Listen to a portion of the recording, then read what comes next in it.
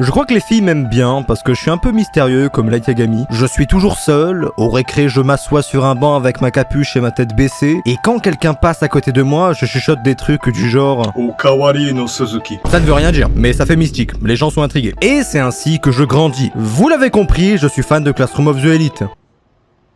Je suis trop comme lui en fait. Après une saison 1 qui avait fait du bruit, et pas que, Classroom of the Elite était devenu LA référence de l'anime sans suite. Le truc qui était tellement bien que ne pas faire de saison 2 serait criminel. Et le fait de laisser cette poufiasse en liberté l'est encore plus. Sérieusement, pourquoi personne ne l'a planté encore? Je sens la misogynie m'envahir.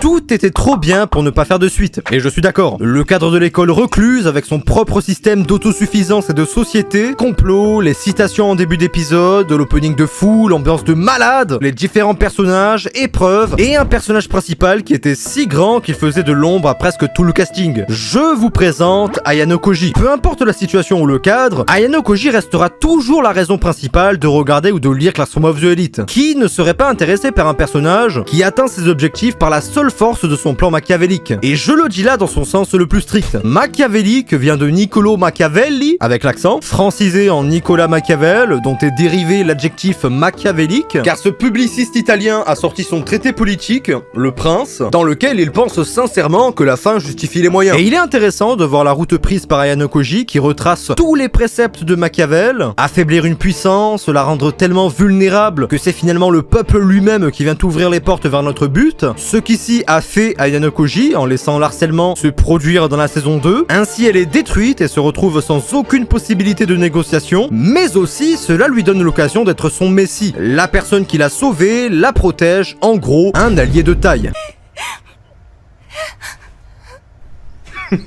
Ouais man. Et l'ayant réduit ainsi, il s'assure complètement de toute représaille. Car comme dit Machiavel, quand il s'agit d'offenser une personne, il faut le faire de telle manière à ce qu'on ne puisse redouter sa vengeance. Et je suis parfaitement d'accord. Pour moi, Ayano Koji n'est pas vraiment juste le Dark Sasuke de service. Bien que des gens abusent, il en reste un personnage intéressant avec des stratagèmes intéressants. Tout le monde attend de voir au final quel objectif il vise avec tous ces moyens employés, et c'est ça qui fait que j'ai toujours kiffé Classroom of the Elite. C'est un récit poignant, mêlant school life, action et mystère. Je te pose à la place de ces gens en te demandant comment tu serais dans ce genre de situation. La série repousse constamment les limites du caractère social de l'humain par ses épreuves et cadres, et c'est vraiment ce que j'adorais le plus dans la série, et je pense que vous aussi. Autant dire que c'est l'une des séries que...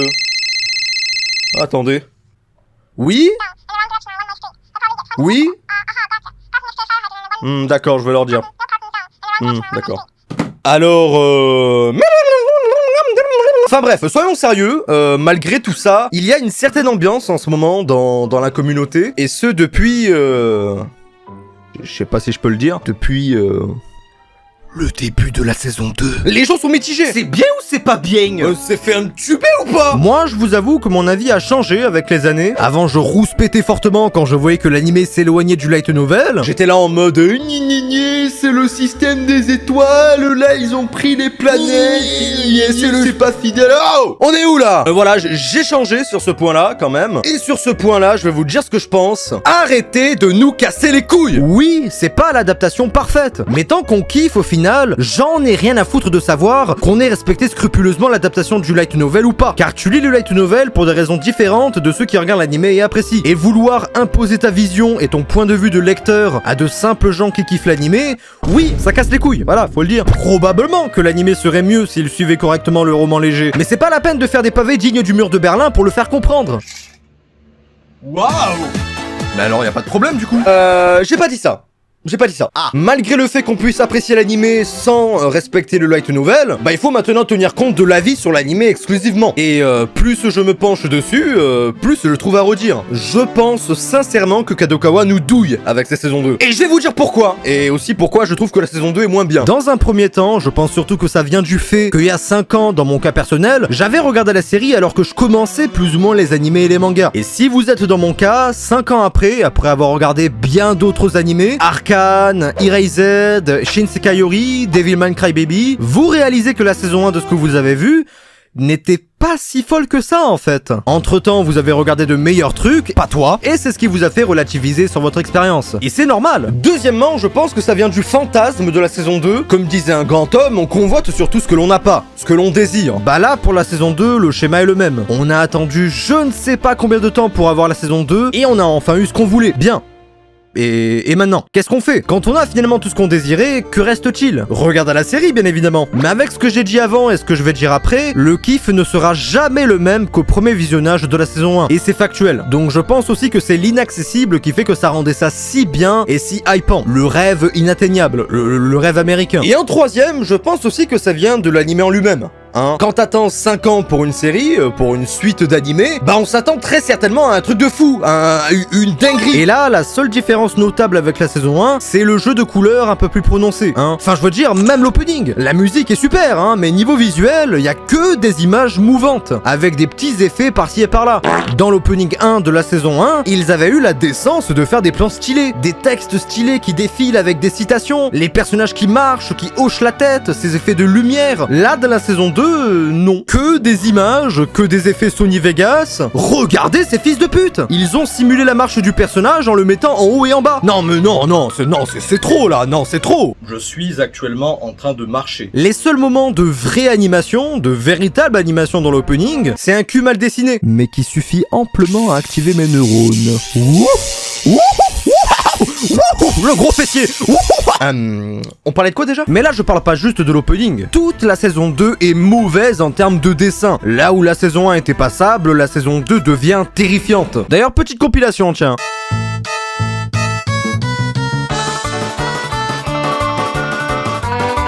Oui, c'est pas beau à voir, et peu importe ce qu'on peut me dire, l'animation est bien une raison légitime de ne pas aimer un animé. C'est normal, les mouvements ne sont pas fluides, pas bien présentés, ce qui amène à des déplacements robotiques, vides, et ne pas mettre plus d'efforts dans l'animation, la présentation, les OST et le storytelling fait que oui, l'animé n'ajoute pas grand chose. C'est là parce que c'est là, l'animé ne fait qu'adapter des mots en images, puis en scène, sans rien qui ferait la spécificité de l'animé, qui rendrait la série plus intéressante à regarder que lire le roman léger par exemple.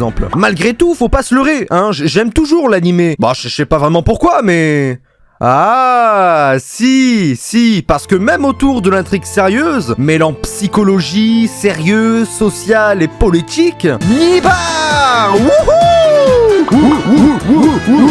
Oui, ça casse un peu le truc, quoi. Hein. Même dans les premiers épisodes et les interludes qui séparent l'épisode en deux, bah vous pouviez remarquer que le titre était mal mis. Et là on va me dire non mais Yorine, tu chipotes, non mais Yorine, baise-moi, non, mais non, même pas. C'est des putains de gens payés qui ont fait ça. Et faire des erreurs aussi voyantes et amateurs ne fait que montrer à quel point le projet n'est pas important pour Kadokawa. On dirait Fort Boyard qui recrute des stagiaires de merde pour faire leur lion de merde en 3D de merde.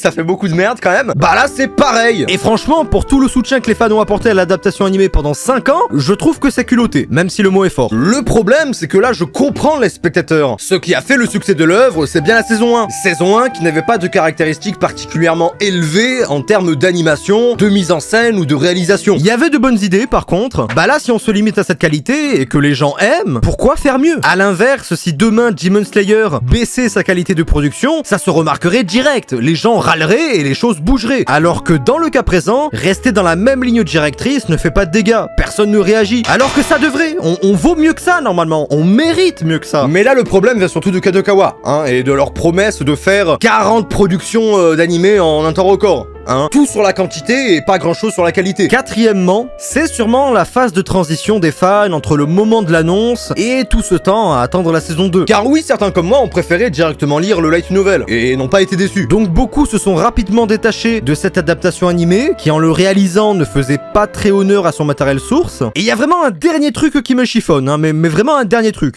Attendez, comment ça un épisode tous les 15 heures le lundi? C'est la licence japonaise, monsieur, on peut rien faire. C'est un fou lui, mais il sait pas je suis abonné à Mazdak. Monsieur, selon l'article 17.7 du code yorinois, vous devez diffuser à une horaire où pas seulement les chômeurs pourront regarder. Ok, ça va, je veux pas de problème. Je vous offre même l'abonnement ADN avec. Mais comment vous savez tout ça? Je suis abonné à Mazdak. Enfin bref, attention de ne pas mal interpréter mes propos, je ne dis pas que la saison 2 de Classroom of the Elite est nulle, loin de là. J'apprécie assez regarder mon petit épisode chaque lundi, je dis juste que je suis déçu. Voilà, en tant que fan d'animé, je suis déçu. Déçu qu'on mette aussi peu de budget et de qualité quantité d'efforts de production à une œuvre si grande, déçu du peu d'attention des producteurs et des fans qui acceptent cette situation, déçu de toute la hype qu'il y avait eu pour si peu. Enfin, voilà, je suis déçu. Oui, attends 2 secondes.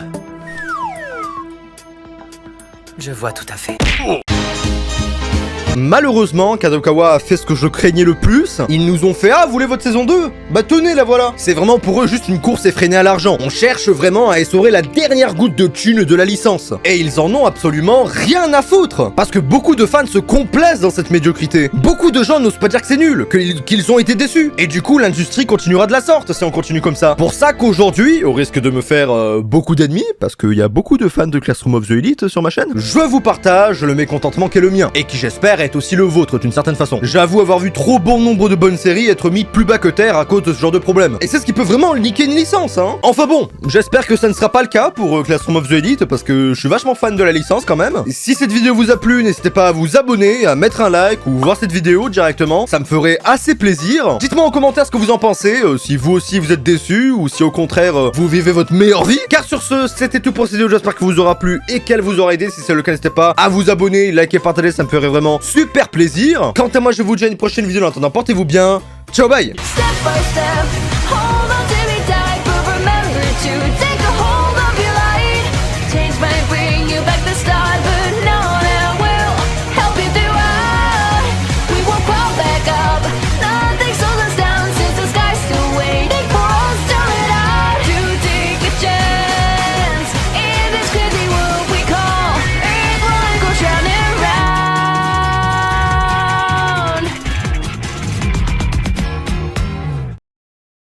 Mon précieux, il est à moi et pas à vous.